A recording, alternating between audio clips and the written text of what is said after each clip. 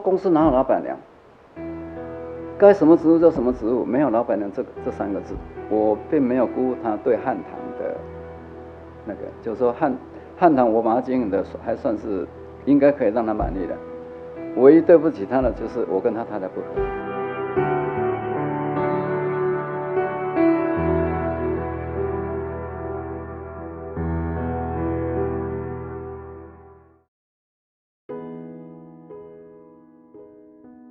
这个程序事实上在我们的公司内控是符合的，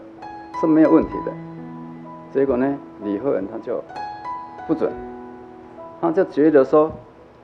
这个东西只要工程项目里面有的，都要经过采购。那我是跟他讲，我说公司内控哪一条规定，所有工程项目都必须经过采购。我说经过采购有几个，是采购有议比价的能力的，你才经过采购。采购没有议比价能力的，你经过采购干嘛？比如说像这些东西是公家机关，他说多少就多少。所以我说，只要你的成本好，那你就现在就进来，反正你就开始跟，那我们就通通都交给，让你清楚状况，整个逻辑让你清楚看你要不要做，还是都你就进来。他回答我说他不愿意经营，不愿意经营了。我说那你不愿意经营，那你董事会过半，掌控董事会，那谁来经营？是有人要当傀儡董事长来经营嘛？那我说那我不干。每一个客户都打电话来，都是关心你们怎么样，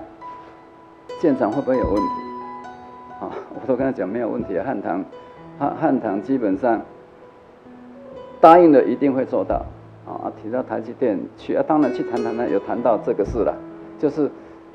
把法说会澄清以后，那就开始跟他们副总这边谈嘛，就有谈到我这个就经营层的问题，美国那边怎么样，有讲这个问题，因为他们从上到下都是关心到底汉唐对他美国那边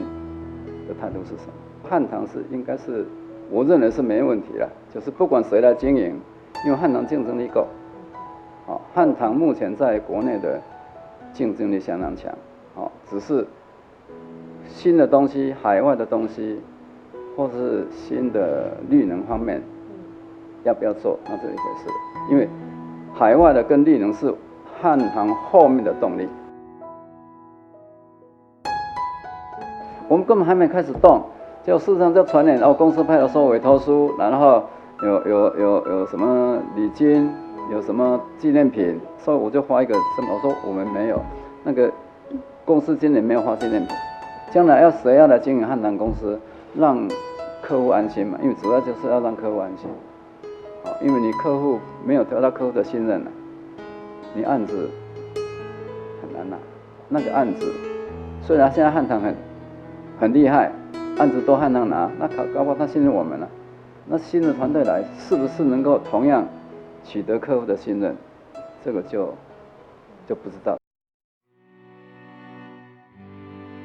退休前呢，我就买了一些地，农地了，准备这边种2天，这边种2天，所以我买了等于三个地方嘛，南投买一个，那个龙潭买一个，万里买，万里很早就买了这2个是我退休前买的，因为我规划我退休我要准备做什么事。应该是难免会影响，因为因为大家就是等于人心惶惶了，